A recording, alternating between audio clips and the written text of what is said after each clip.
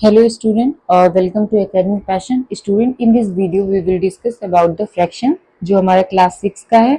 और इस वीडियो में आप लोग फ्रैक्शन से रिलेटेड जितने भी कॉन्सेप्ट है वो सब पढ़ने वाले हो। ओके, तो अगर आपने चैनल को सब्सक्राइब नहीं किया है तो आप चैनल को सब्सक्राइब कर दीजिए और बेल आइकन प्रेस कर दीजिए ताकि जब मैं इसकी एक्सरसाइज लेके आऊँ तब आपके पास नोटिफिकेशन जाए। Okay, now come to the topic. अब फ्रैक्शन क्या होता है? अगर हम फ्रैक्शन पढ़ रहे हैं तो सबसे पहले तो हमें ये जानना होगा व्हाट इज फ्रैक्शन। तो what is fraction? Fraction is a part of the whole. Okay, fraction क्या होता है? किसी भी कंप्लीट चीज का क्या होता है? पार्ट होता है।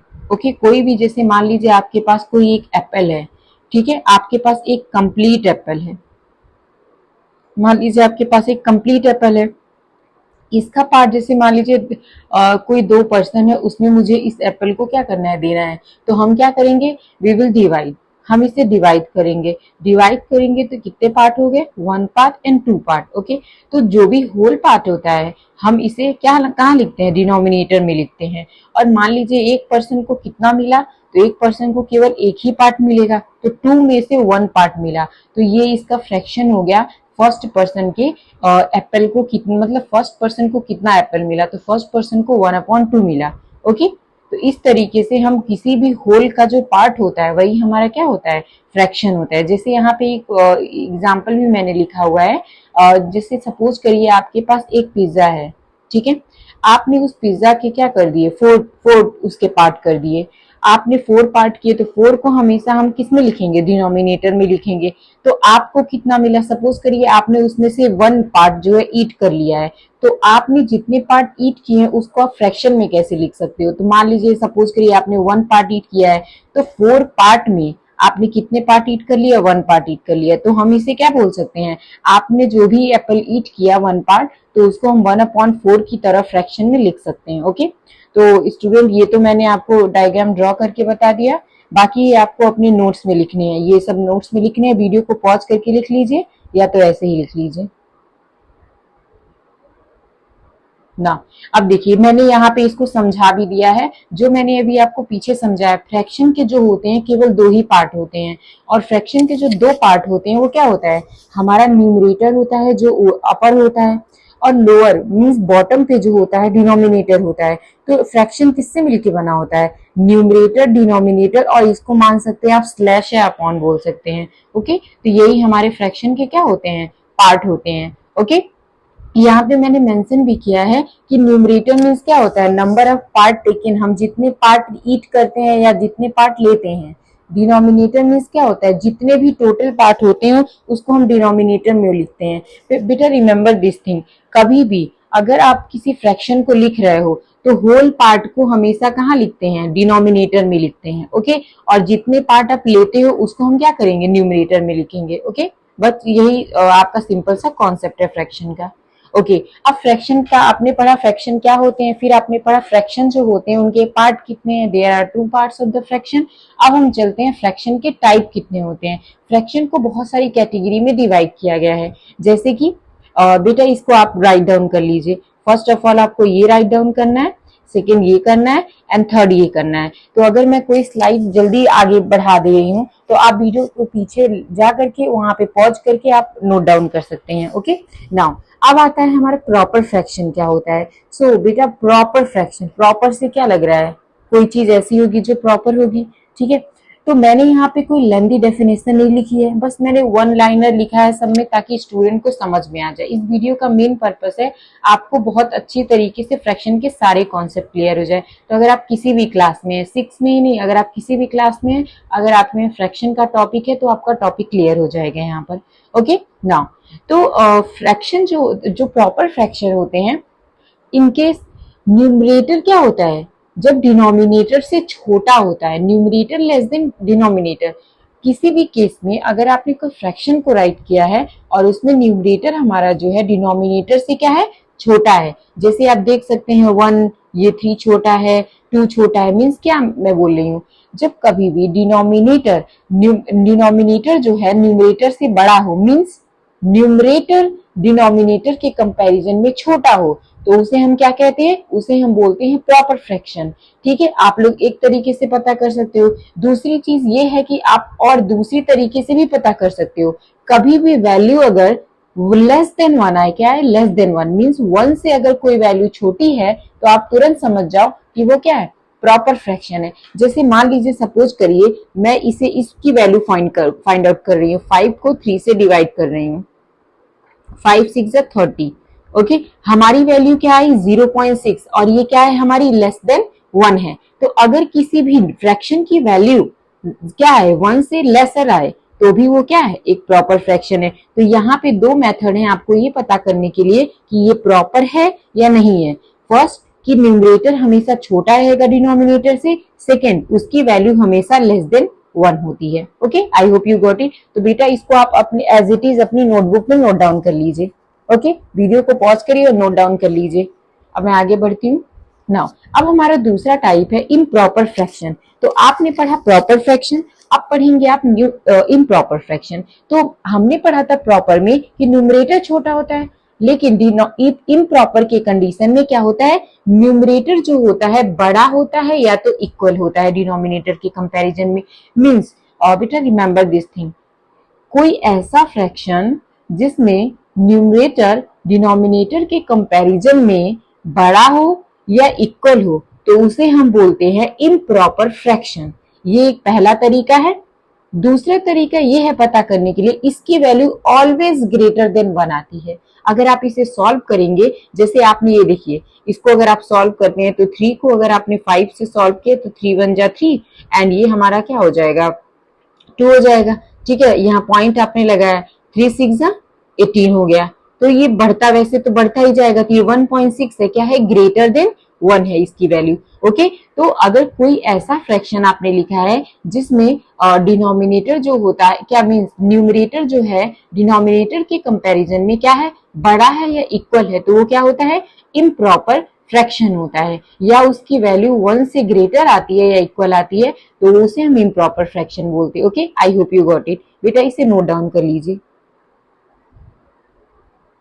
नाउ अब हम चलते हैं मिक्स्ड फ्रैक्शन में। ये हम थर्ड टाइप के फ्रैक्शन पढ़ रहे हैं। बेटा मिक्स्ड फ्रैक्शन में जो होता है ना, होल नंबर भी इंक्लूड होता है और फ्रैक्शन भी होता है। तो ऐसे तरीके, मतलब इस टाइप का अगर आप फ्रैक्शन देख रहे हैं जिसमें होल नंबर भी लिखा है और फ्रैक्शनल पार्ट भी लिखा है, that is called the mixed fraction. जैसे कि आप यहाँ देख सकते हैं 2 हमारा होल नंबर है एंड 3/5 हमारा फ्रैक्शन है, तो ये क्या है, हमारा मिक्स्ड फ्रैक्शन है। मींस ये प्रॉपर इम्प्रॉपर भी ऐसे भी मिक्स हो सकते हैं। ये क्या है, ये हमारा जब फ्रैक्शनल पार्ट और होल पार्ट दोनों होता है, हमारा होल नंबर दोनों होता है तो उसे हम मिक्स्ड फ्रैक्शन कहते हैं। इसका मतलब ये है कि जो 2 होल है क्या है, 3 पार्ट है 5 का।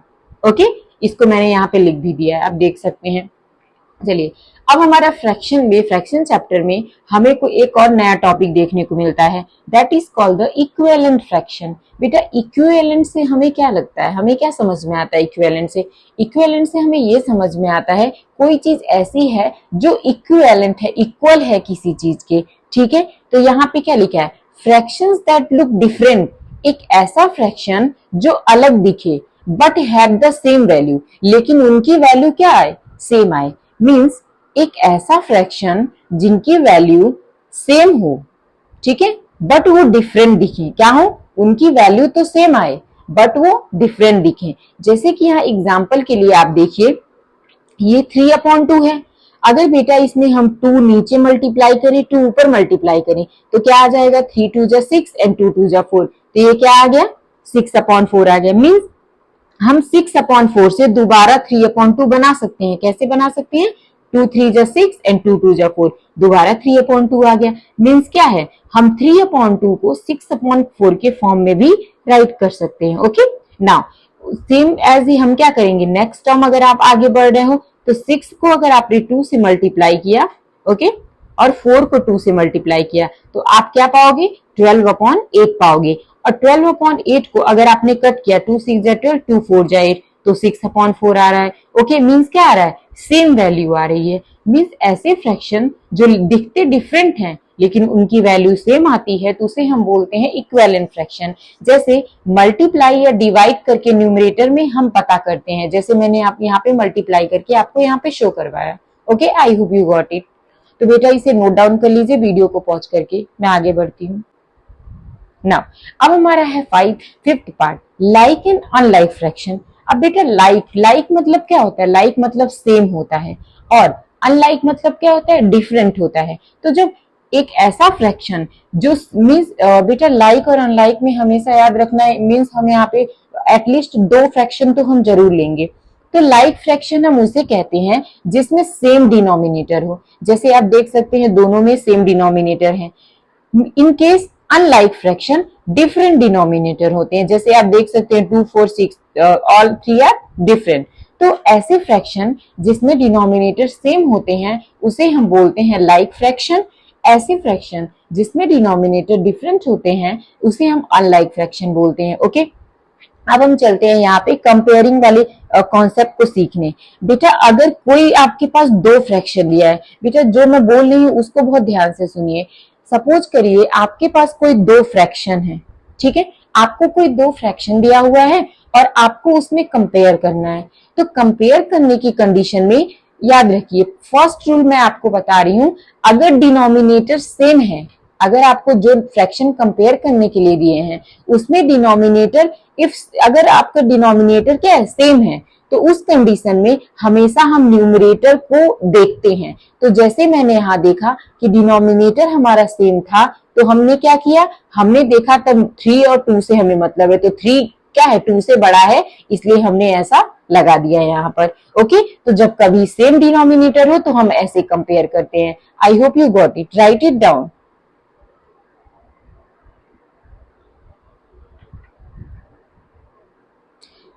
अगर स्लाइड जल्दी चली जाती है तो आप वीडियो को पॉज करके इसको नोट डाउन कर लिया करिए। नाउ अब हम चलते हैं डिफरेंट डिनोमिनेटर। जैसे मैंने बताया कि अगर आपको कंपेयर करना हो और आपको दो फ्रैक्शन दिए हो, ओके, और उसमें डिनोमिनेटर सेम हो, तो आप क्या करोगे? न्यूमरेटर के अकॉर्डिंग बड़े या छोटे की तरफ क्या ग्रेटर देन लेस देन लगा दोगे। बट इन केस आपके पास डिफरेंट डिनोमिनेटर, तो आप क्या करोगे? बेटा कभी भी अगर आपको कंपेयर करने के लिए दिया गया है फ्रैक्शनल वैल्यू को, तो हमेशा हम डिनोमिनेटर को सेम करने की कोशिश करते हैं। ये बात हमेशा याद रखिए। और हम सेम कैसे करते हैं? हम सेम करते हैं एलसीएम की हेल्प से करते हैं। ओके, जैसे यहाँ पे हम देख सकते हैं हमारे पास 2 और 4 है, यहाँ पे we have the different denominator. तो मैंने आपसे क्या बताया? आप 2 और 4 का सेपरेटली आपने यहाँ पे एलसीएम ले लिया। एलसीएम लेने पे हमारा रिजल्ट आया 4, ठीक है, 4 आया। तो जो हमारा एलसीएम का रिजल्ट आता है, याद रखिए हमें डिनोमिनेटर में वही नंबर चाहिए, ठीक है। अब अगर आपको अच्छे से आपका टेबल बहुत अच्छे से आपको लर्न है तो वो स्टूडेंट बहुत जल्दी कर लेते हैं। बट जिस स्टूडेंट को टेबल नहीं लर्न है उन्हें प्रॉब्लम हो सकती है। जैसे हमने देखा हम 2 को 4 कैसे बनाए, ये तो ऑलरेडी 4 है, तो मुझे पता है कि अगर मैं 2 को 2 से मल्टीप्लाई करती हूँ तो 4 हो जाएगा। मैथ्स हमेशा बैलेंस होता है, इसीलिए अगर हमने 2 को नीचे मल्टीप्लाई किया तो मुझे 2 को ऊपर भी मल्टीप्लाई करना पड़ेगा। तो मैंने क्या किया? 1/2 को हमने 2/4 में कन्वर्ट कर लिया, और 3/4 तो ऑलरेडी हमारे पास डिनोमिनेटर 4 था। तो आप देख सकते हैं we have the same denominator. तो कभी भी डिफरेंट डिनोमिनेटर देकर आता है तो आपको क्या करना है? एलसीएम की हेल्प से डिनोमिनेटर को सेम कर लेना है। अब हमारे पास क्या है? अब हम यहाँ पे डिनोमिनेटर को कोई वैल्यू नहीं देंगे, हम केवल न्यूमरेटर को वैल्यू देंगे, और जो नंबर बड़ा होगा उसकी तरफ हम ग्रेटर देन का साइन लगा देंगे, ठीक है। You can see, okay.